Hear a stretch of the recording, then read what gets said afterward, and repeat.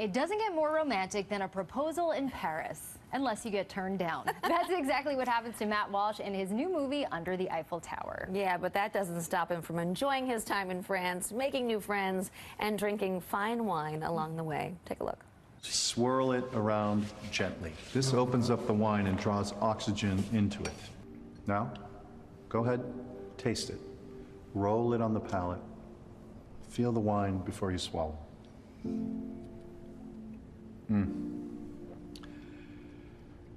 This wine reminds me of a cold winter night, sitting by a fire, reading Balzac. And Matt is with us now. Welcome back. Good to see you. Thank you. Thank you for having me. Well, I love the tagline for this movie. It pairs well with midlife crisis and regret. So Yes.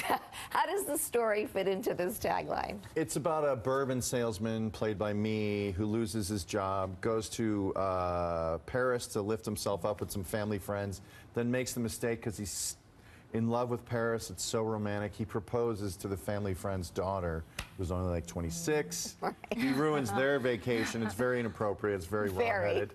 So then he goes on a drinking bender and meets Reid, who's a footballer.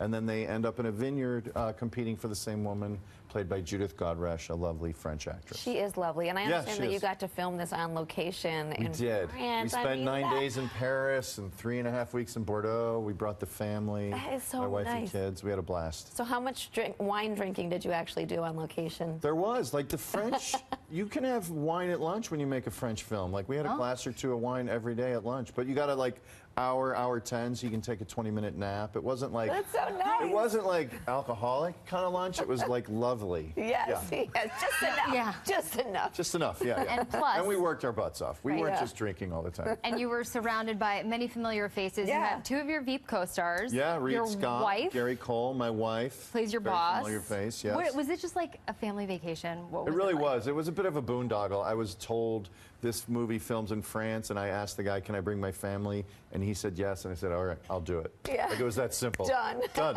It was, and it delivered. It was lovely, and the kids got to see everything. And it was fun to dive into a romantic comedy, because it's a genre I haven't done. Yeah. And so every night we were kind of retinkering scenes and sort of keeping the spontaneity alive, because I'm an improviser.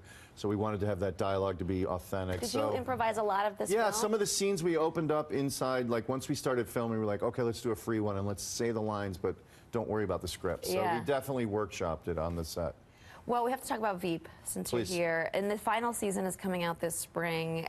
How are you feeling about it right now? Like, are you ready to say goodbye to this? And what was the feeling like on set? It was a big Finishing? farewell. It's our 7th season, and we Yeah. had a lot of tearful goodbyes. We had a big cast dinner that Julia sort of hosted, and we all gave like these tear-felt, like, so for me it was healthy because I tend to not deal with my emotions until months later. Right. And then this, I tried to really connect with what was passing and the moment of farewell. Yeah. So I did my work, and I wept. And we also had some lovely like food trucks every day, and, like, people were, Nice. and lots of shirts and mugs and farewell gifts. The important things. Yes. Absolutely. Did you Gift take sharing. anything home? I from the did. I set? took a bunch. In fact, Dave, our head writer, made me take like a big, almost like a, it's a sign that has Mike McClintock on it, but Yeah. it's like as big as a shower door. I don't know what I'm going to do with it. Wow. It's a giant Put it over your obstacle. shower door? Yeah. We look forward to seeing It that. could be my shower door next year. There you go. Well, Selena is running for president again. Where do things pick up for Mike, and what do you love so much about the character? Mike is in the world of the media. He got kicked out of Selena's inner circle at the end of last season, so he's floundering to pay for his 3 adopted children, and he's in the press junk. He's in the press pool. He's a journalist again, and he's scraping and clawing to be relevant in what is now the 24/7 news cycle and social media. And what I love about Mike is you can really push the stupidity of Mike in a believable way. I like doing the dumbest. You do it so well. I love it. I love it. I will do it forever. I would do it forever. Well, you're not going to be free for long because you are doing a new comedy. Yeah. It's called Happy Accident from the writers of Modern Family. What can you tell us about it? It's just a pilot, and it's 2 guys from Modern Family, and I would play a dad who finds out he has a son he didn't know about, and he also just lost his wife. So there's a lot of midlife crisis. People see me, and they're like, why don't we get that guy to play a midlife wreck? Yeah, It's a good well, place to be. appreciate that, I guess. I don't know. I'll All right, take it. you can take it. Yeah, you can catch Under the Eiffel Tower in theaters this Friday and on digital and on demand February 12th. Matt, thank you so much for stopping by. Thank Great you, to ladies. see you. Super fun.